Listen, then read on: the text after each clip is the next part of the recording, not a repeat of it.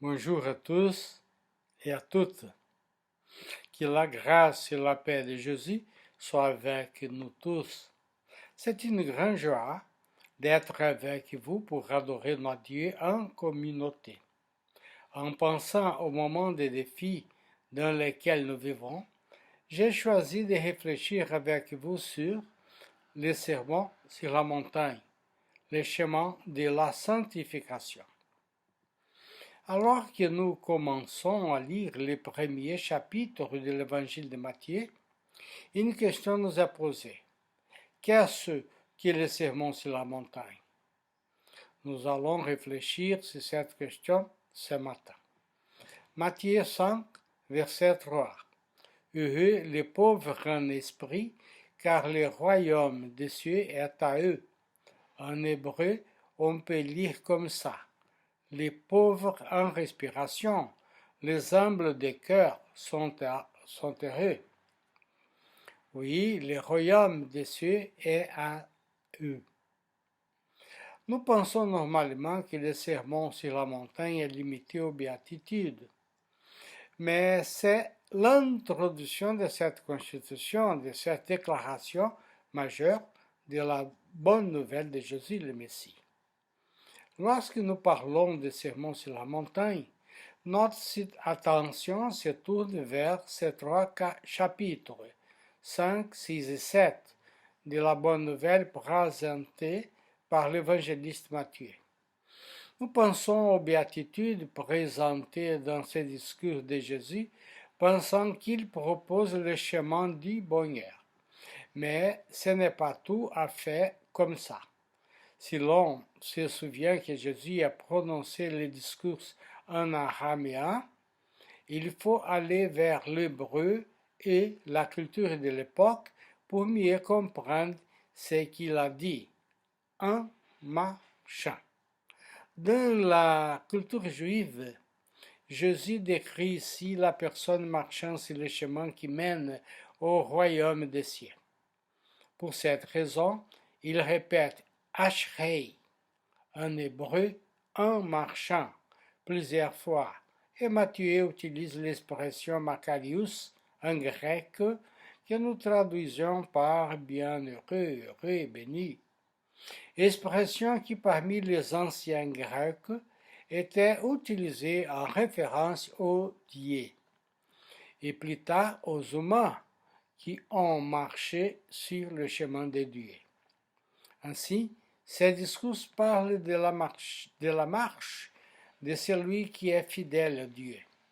Ce sont des leçons pour notre voyage, pour tous les jours de notre vie. Et dans ce voyage, les lois de l'amour entrent, y compris les ennemis. Et aussi le Notre Père, une prière qui nous apprend à s'adresser au Créateur. Mais il y a quelque chose ici qui attire l'attention.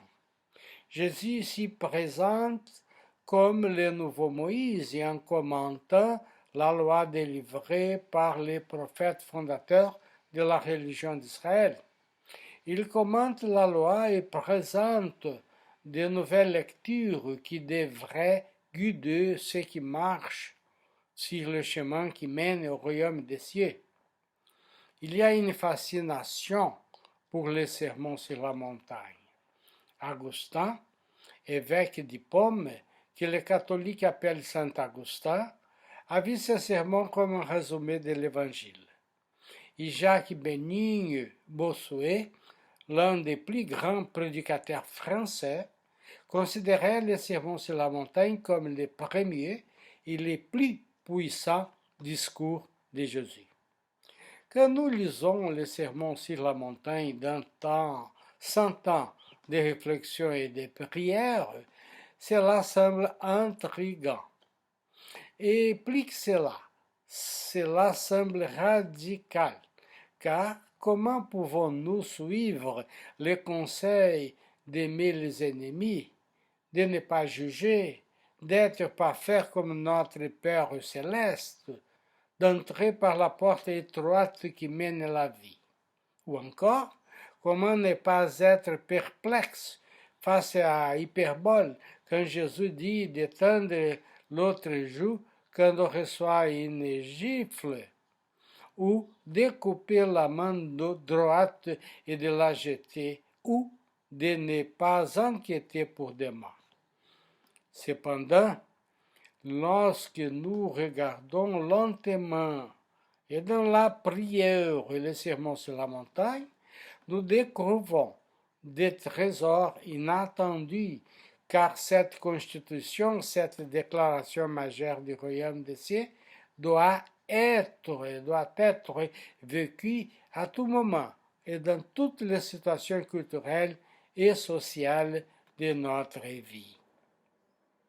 En parlant sur la montagne, Jésus a dit que chaque personne possède les qualités décrites, sont humbles d'esprit et pures de cœur, douces et miséricordieuses.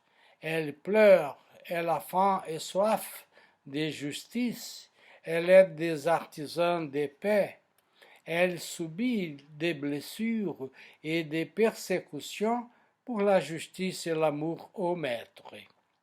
Alors, marchant sur cette route qui mène au royaume des cieux, les chrétiens est Macarius, béni, heureux. Il est très important de comprendre que Jésus ne présentait pas de théorie du bonheur humain. Comme Moïse, il a présenté un modèle de comportement pour la construction réelle du caractère du croyant, qui produit des bénédictions immédiates et futures. Ainsi, comme nous l'avons dit, Jésus se présente comme législateur, un nouveau Moïse supérieur, promulguant une nouvelle loi, la loi de l'amour, qui est née de l'Esprit. Jésus condamne non seulement l'archaïsme de la législation rituelle, mais indique clairement qu'une nouvelle alliance est en train de naître. Ainsi, nous faisons face à un nouveau peuple. Cet Israélite spirituel aura un nouveau caractère, différent par essence des standards mondiaux. Commentant les béatitudes, Augustin, évêque d'Hippone, a vu dans l'exposition de Jésus marche d'escalier, comme si nous grimpions vers la perfection. La première étape est l'humilité, la soumission à l'autorité divine, et la deuxième étape, la douceur. Ces deux premières étapes placent le disciple dans un esprit de piété avant la connaissance de Dieu. C'est alors que, de là, il découvre les liens auxquels les habitudes de la chair et des péchés soumettent ce monde. Ainsi, pour Augustin, les troisième, quatrième et cinquième étapes sont liées à la lutte contre le siècle actuel et ses dictats.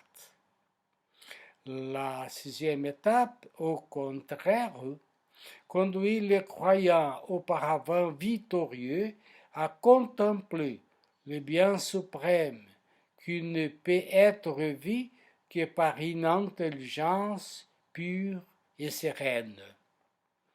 La septième étape est la sagesse, qui naît de la contemplation de la vérité, qui pacifie les chrétiens et lui imprime la ressemblance avec Dieu. Et le dernier pas en arrière vers le premier, comme tous deux appellent le royaume des cieux, la perfection.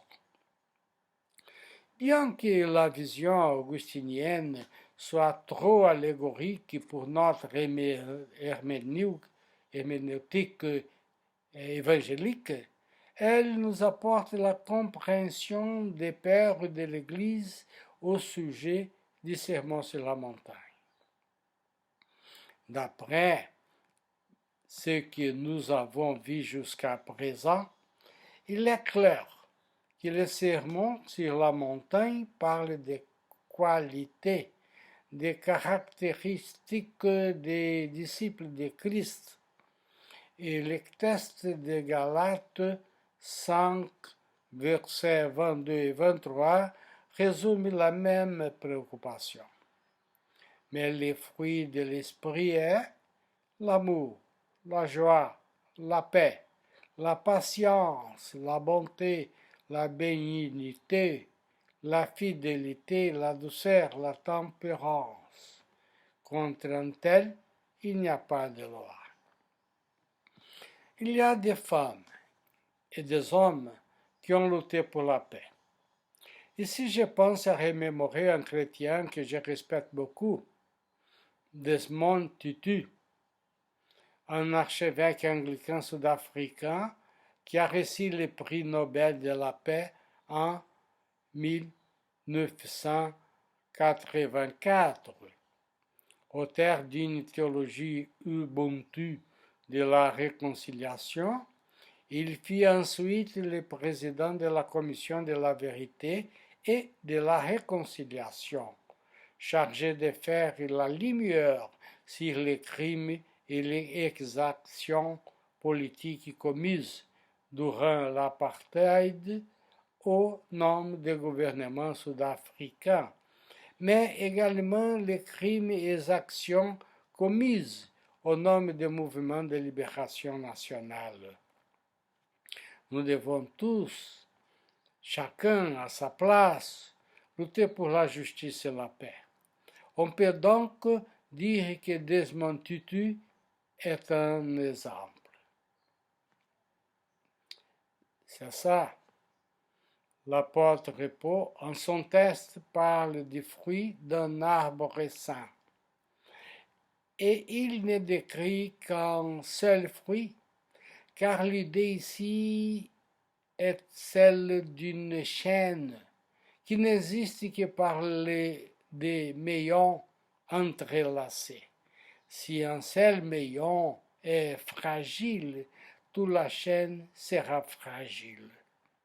Ces 9 vertus peuvent être cataloguées d'une autre forme, comme les habitudes mentales, l'amour, la joie, la paix, qui inspirent les disciples à aimer Dieu et les gens, génèrent une profonde joie du cœur qu'aucune œuvre de la chair ne peut pas produire et créer un sentiment d'harmonie en ce qui concerne Dieu et les gens.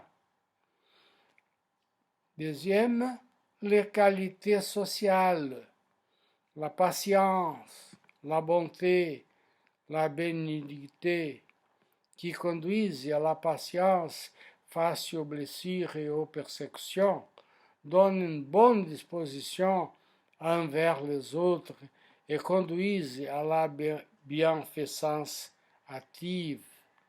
Et 3. Les principes généraux de conduite, la fidélité, la douceur, la tempérance, qui traduisent des attitudes comportementales, c'est-à-dire être digne de confiance, ne pas défendre ses intérêts avec des ongles et des dents et avoir des désirs et des passions sous contrôle. Revenant au sermon sur la montagne, nous nous trouvons dans Matthieu 5, verset 20, qui, si notre justice ne va pas au-delà de celle des scribes et des pharisiens, nous n'entrerons pas dans le royaume des cieux. Cette déclaration, qui est un ordre pour tous les disciples, réunit les 2 textes étudiés dans une chaîne d'or.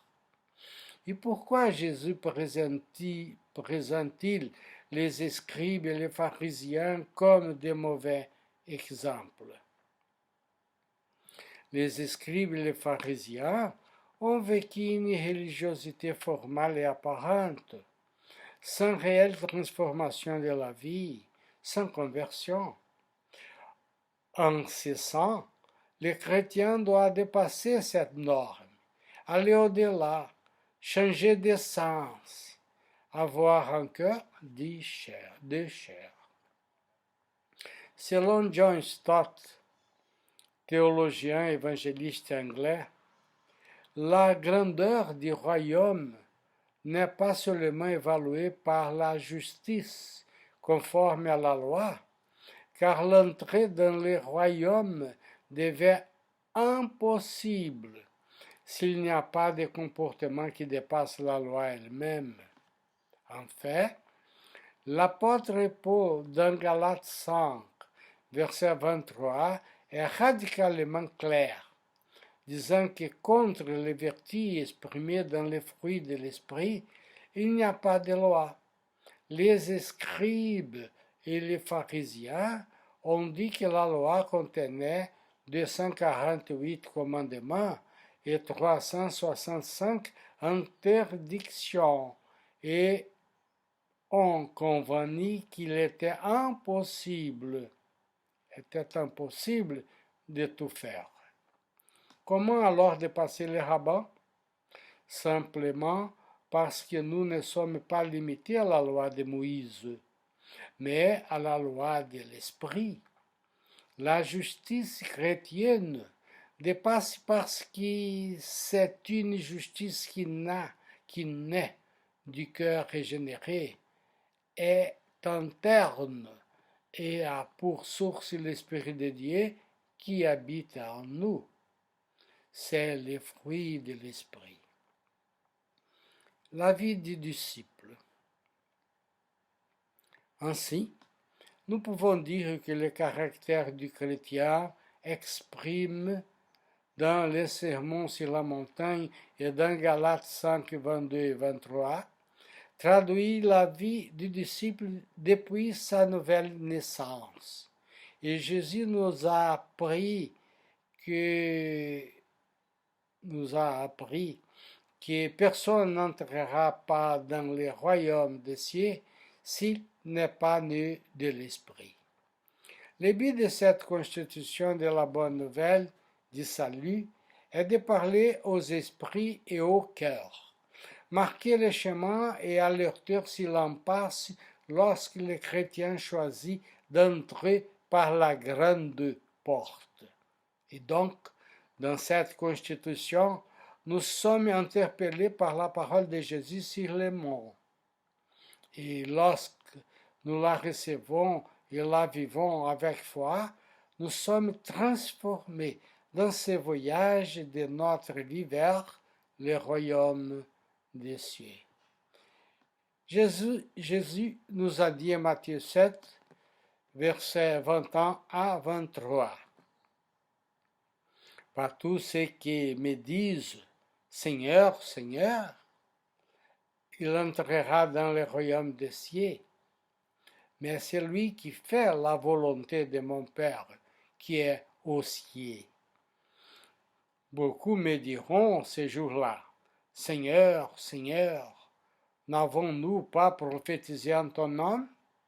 Et en votre nom, nous n'expulsions pas les démons?